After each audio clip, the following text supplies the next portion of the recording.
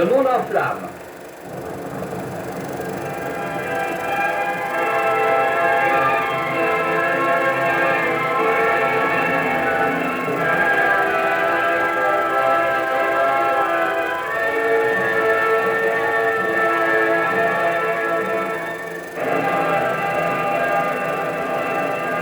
Numéro 16, la guerre sur les mers.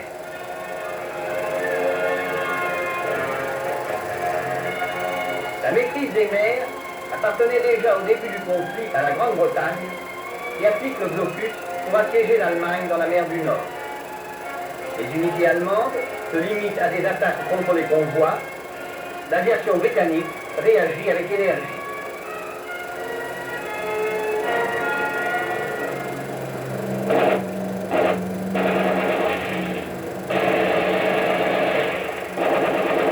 Les Allemands, se trouvant dans une position d'infériorité, ne peuvent pas se hasarder dans les batailles navales. Ils se trouvent de ce fait enfermés dans la mer du Nord. La Luftwaffe intervient par des actions de soutien et de protection dans les attaques des convois.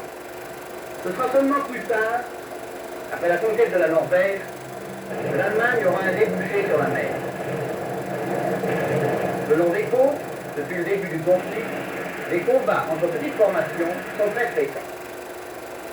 La marine allemande recourt à la guerre de course avec des navires camouflés dont l'efficacité avait déjà été prouvée lors de la Première Guerre mondiale. À ceux-ci viennent s'ajouter des flottilles de sous-marins, de petites, de moyennes et de grandes croisières.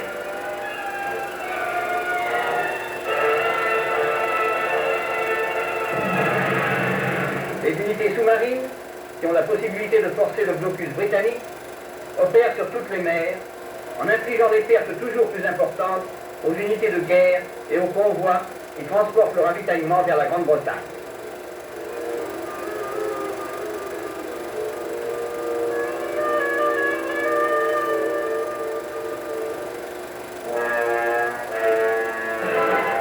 Les embuscades se situent au point de passage obligé des convois en route vers la Grande-Bretagne. Les attaques ont lieu en immersion, par des torpilles, ou en surface, par canonnade.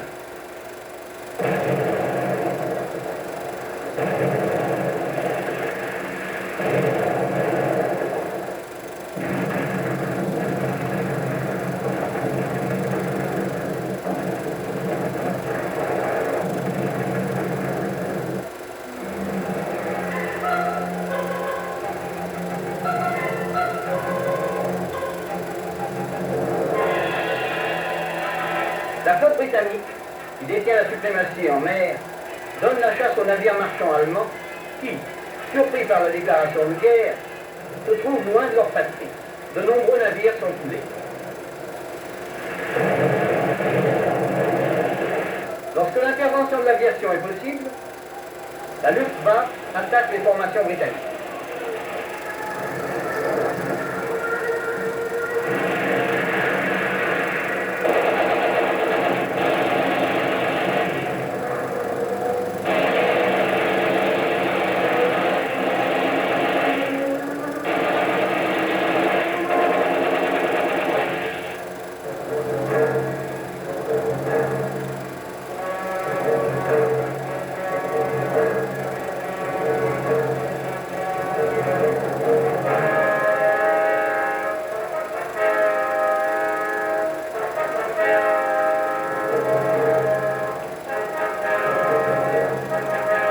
De la France, les Allemands disposent d'une excellente base sur l'Atlantique.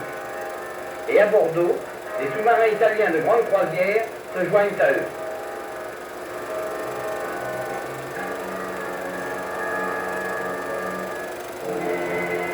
Les sous-marins allemands et italiens s'aventurent jusqu'aux environs de la côte des États-Unis.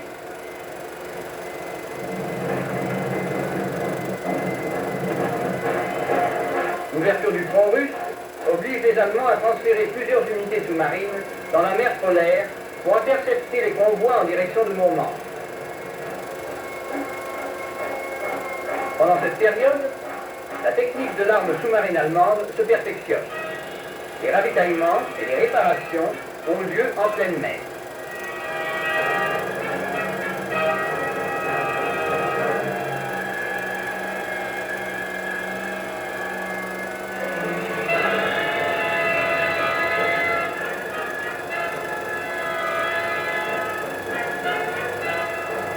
marine allemande, qui jusqu'au mois de janvier 1943 était sous le commandement du grand amiral Raeder, passe sous le commandement du grand amiral Denis. Celui-ci décide de renforcer tout particulièrement l'arme sous-marine. De nouveaux moyens sont étudiés. Il s'agit de petites barques chargées d'explosifs et de sous-marins monoplaces, semblables à ceux des Italiens, mais dont l'action n'aura pas la même efficacité.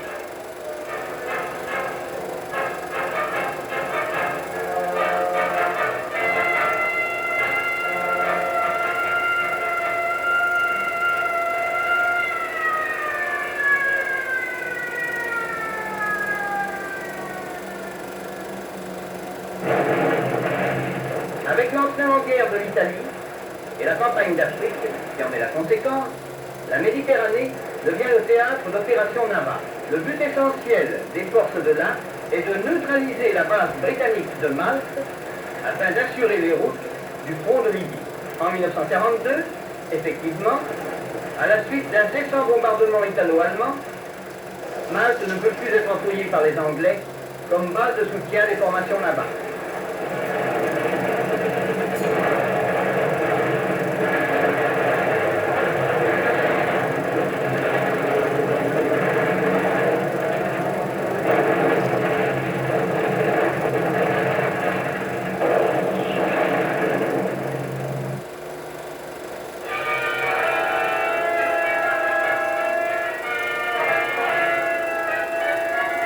Sur le front de Libye, la lutte continue avec des fortunes diverses.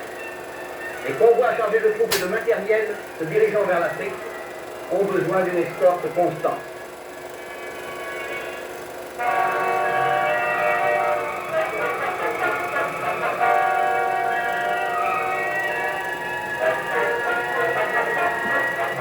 Les batailles navales les plus importantes dans la Méditerranée, entre la flotte italienne et britannique, ont lieu à Punta Stilo, au cap Spada et au cap Teulada en 1940 et au cap Matapan et à Sirte en 1941. En 1942 aura lieu la deuxième bataille de Sirte et la bataille de Pantelleria. Dans certains de ces combats, l'emploi du radar par les Anglais sera déterminant.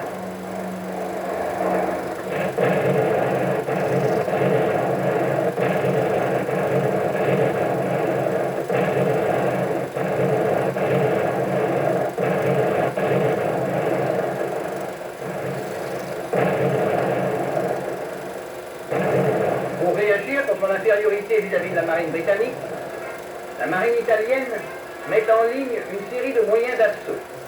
Les fameux cochons, les petites barques, les sous-marins de poche, qui effectueront des attaques dans les petits ports de Souda de Malte, de Gibraltar et d'Alexandrie.